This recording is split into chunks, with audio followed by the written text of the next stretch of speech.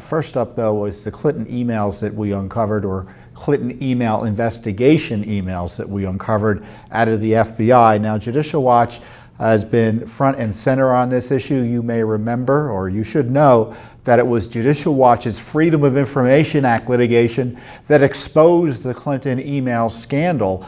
We had covered the server through a Benghazi-related Freedom of Information Act lawsuit. The government was forced to fess up that they had the emails, and it was those disclosures that led to what turned out to be the sham investigation by the Justice Department and the FBI into her handling of very limited investigation into her handling of classified information.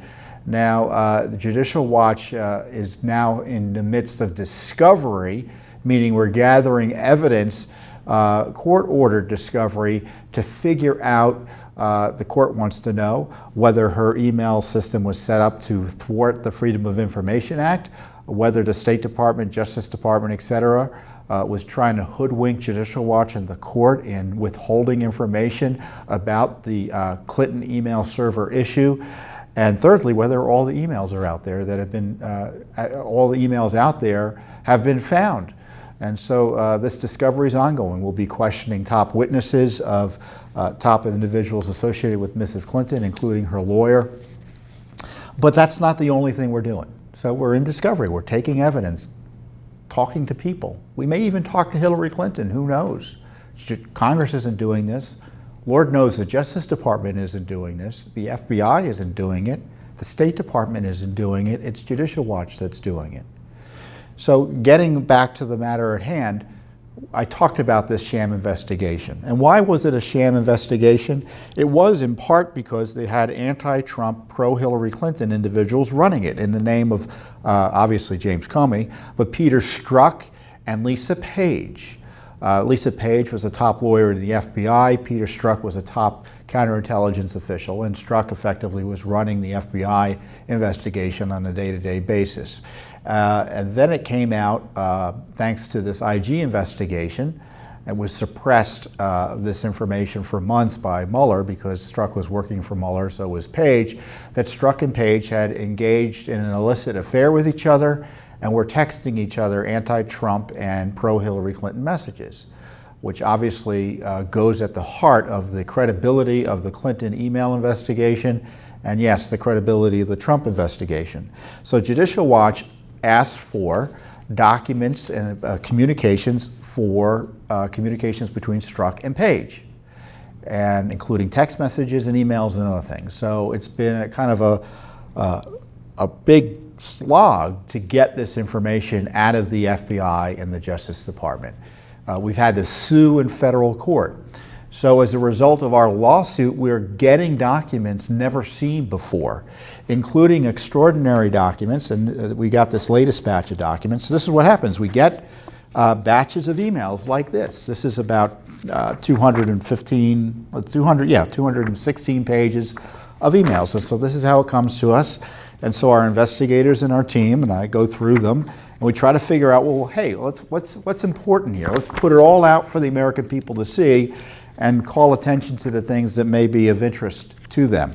Sure enough, there was a lot of information of interest to the American people here, including an email that shows that Mrs. Clinton's top lawyer, her personal lawyer, David Kendall, called the top lawyer for the FBI and demanded a return call ASAP because he was upset about the letter that James Comey sent to Congress on October 26th or so of 2016 about the reopening preliminarily of the Clinton email investigation as a result of the fact that the New York investigators in the FBI and the police department had found Clinton emails on Anthony Weiner's laptop.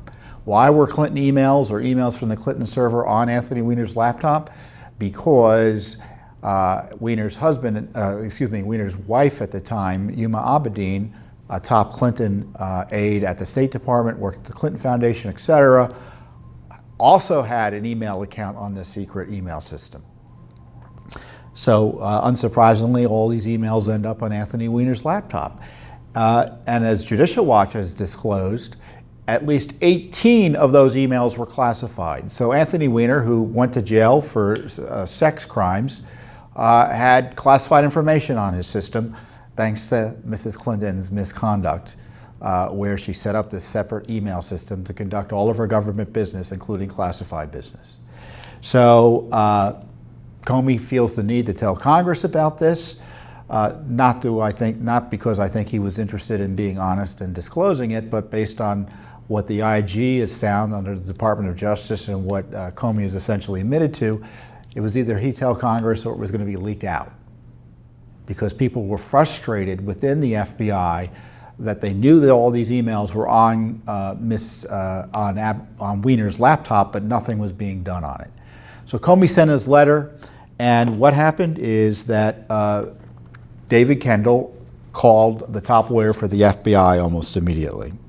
And Baker then describes to Comey, to other top officials at the FBI, including Strzok and Page, the phone call. And this is what Baker describes the phone call as entailing. I received the email below from David Kendall, and I called him back, and the email was, call me as soon as possible. Before doing so, I alerted DOJ via email that I would do that. Redacted paragraph. So there's an entire paragraph that's redacted that we don't see. He said that our letter was, quote, tantalizingly ambiguous and made statements that were inchoate and highly ominous, such that we had done was worse than transparency, because it allows people to make whatever they want to make out of the letter to the prejudice of Secretary Clinton. I told him that I could not respond to his request at this time, and that I would discuss it with others and get back to him. I suggest that we have some kind of follow-up meeting or phone call with the group either this evening or over the weekend to address this and probably other issues, questions that come up in the next 24 hours. Sound reasonable? Again, this email is sent to Strzok, Page, and Comey and other top officials at the FBI. So you had David Kendall, the president's lawyer, or excuse me, they thought it was going to be the president's lawyer.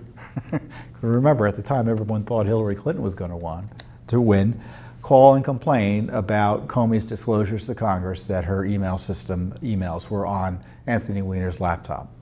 And the FBI, rather than telling Mr. Kendall, well, look, we're doing an investigation, complaining about public disclosures, we hear you, but the idea that they were going to respond to his, quote, request and discuss them is really quite extraordinary. What did the FBI do? Well, we don't know, because we didn't get those documents yet.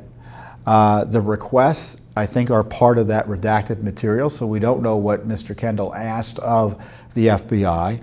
But it's pretty darn extraordinary that the subject, putatively, of a criminal investigation over the mishandling of classified information just feels that they can call the top leadership at the FBI to complain about how the investigation and disclosures about the investigation are being handled.